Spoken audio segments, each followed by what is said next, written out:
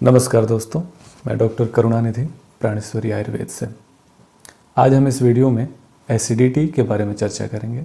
Acidity, जिसे GERD भी कहा जा सकता है, gastro oesophageal reflux disease, Ayurveda में हम इसे अम्लपित्त की श्रेणी में रखते हैं।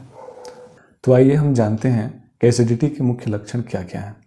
एसिडिटी में मुख्य रूप से गले में और सीने में जलन होता है, उल्टी जैसी टेंडेंसी होती है यानी जी मचलता है, और खट्टी डकारें आती हैं।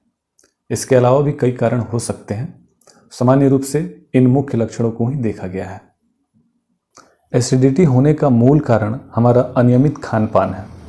अनियमित खान पान कहने का मतलब ये है कि मात्रा का ज्ञान न होना, अर्थात हमें कितना भोजन कब लेना है, कैसे लेना है, भोजन में क्या क्या लेना है, ये सारे अनियमित खान पान की श्रेणी में आते हैं। तो इस पे ना ध्यान देने के कारण ही हमें एसिडिटी होती है। जब कभी हम ओवर ईटिंग करते हैं या स्वाद के चक्कर में बार बार मुंह जूठा करते हैं तो हमें ये एसिडिटी वाली समस्या होती है। एसिडिटी का मूल कारण होता है हमारे स्टमक में HCl का ओवर सिक्रेशन होना। HCl को आयुर्वेद में पित्त बोल सकते हैं, पाचक रस बोल सकते हैं।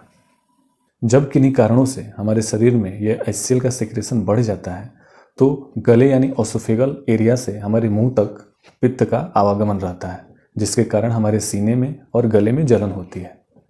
फास्ट फूड का सेवन हमेशा करना, चाइनीज़ फूड यानी बर्गर, पास्ता, चाउमीन, इन सब का सेवन करना, लगातार सेवन करना, या दूध दही का भी हमेशा सेवन करना, किसी भी मौसम का परहेज ना करना, मौसमी फलों को, सब्जियों को कम खाना और चाइनीज़ फूड को ज़्यादा खाना, या मटन, चिकन जो नॉनवेज वगैरह है उसका सेवन ज़्यादा करना, ये सारे कारण एसिडिटी होने के हो सकते हैं। एसिडिटी के अब हम उपाय को समझेंगे कि एसिडिटी ठीक करने के क्या क्या उपाय हैं। पहला नियम है कि कब भोजन करें, कैसे भोजन करें और कितना भोजन करें। आयुर्वेद में एक नियम आता है कि याम मध्य न भुक्त्वा याम अन्त्ये न लंघयेत, अर्थात सुबह जगने के बाद जब आप पहला निवाला यानी नाश्ता या भोजन करते हैं तो उसमें कम से कम 3 घंटे का गैप दें। यानी जब कभी पहली बार जो नाश्ता या भोजन आप करें उसके अगले 3 घंटे तक कुछ ना खाएं पानी के अलावा, और उसके अगले 3 घंटे यानी 6वें घंटे से ज़्यादा भूखे ना रहें। अगर ये नियम को पालते हैं आप या इस नियम का पालन करते हैं तो एसिडिटी हो सकता है आपको जीवन भर ना हो। एक और कारण को समझते हैं, जैसे पानी का अनियमित सेवन, यानी कब पानी पिए, कैसे पानी पिए। भोजन में अगर लिक्विड की मात्रा ज़्यादा है तो भोजन के बीच में पानी ना पिएं, भोजन के तुरंत बाद पानी ना पिएं, भोजन के 40 मिनट बाद या 1 घंटे बाद पानी पिएं। ये सारे नियम आप अपना सकते हैं। इसके अलावा पानी आपको अचानक से बहुत ही नहीं पीना है, घूंट घूंट कर पानी पिएं। और सारे उपाय हैं, जैसे अगर आपको एसिडिटी की समस्या होती है तो आप दिनचर्या का पालन करें, यानी सुबह जल्दी उठें, रात में जल्दी सो जाएं, जिससे हमारा बॉडी एडजस्ट हो जाए। सही मात्रा में भोजन करें। सही मात्रा जानकारी के लिए आयुर्वेद में कहा गया है कि हमारे स्टमक का 3 लेयर आप बांट लीजिए। एक लेयर में ठोस, दूसरे में लिक्विड और तीसरे को खाली स्थान की तरह छोड़ दीजिए, जिसके कारण हमारे शरीर में डाइजेशन अच्छी तरह से हो पाएगा।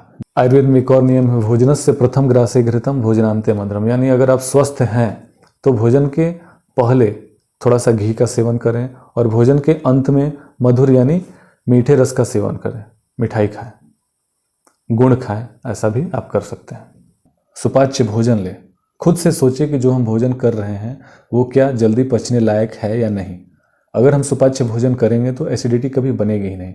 एसिडिटी मूल रूप से अपनी गलतियों के कारण होने वाली बीमारी है, तो उन कारणों का समाधान आपके ही हाथ में है, उसे करें। भोजन के अंत में मट्ठे का सेवन मौसम के अनुसार, जाड़े के मौसम को छोड़ के अन्य मौसम में आप भोजन के अंत में मट्ठे का सेवन कर सकते हैं। नमक के साथ या भुने हुए जीरे के साथ, दोनों मिलाकर एक साथ भी आप मट्ठा का अगर सेवन करते हैं तो भोजन का पाचन आपके शरीर में अच्छी तरह से होगा। आयुर्वेद में बहुत सारे ऐसे नियम हैं जो आपको स्वस्थ रख सकते हैं। जब आपको लगे कि एसिडिटी बहुत पुरानी हो चुकी है, ये ठीक नहीं हो सकता है, आप एंटासिड वगैरह या घरेलू बहुत सारे उपाय करके थक चुके हैं। घरेलू उपाय में सोडा का भी सेवन किया जाता है, लेकिन ज़्यादा दिन तक नहीं।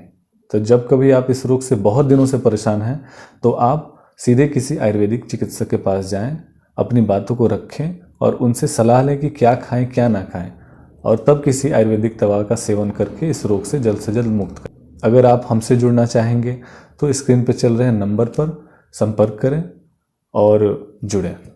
धन्यवाद। नमस्कार।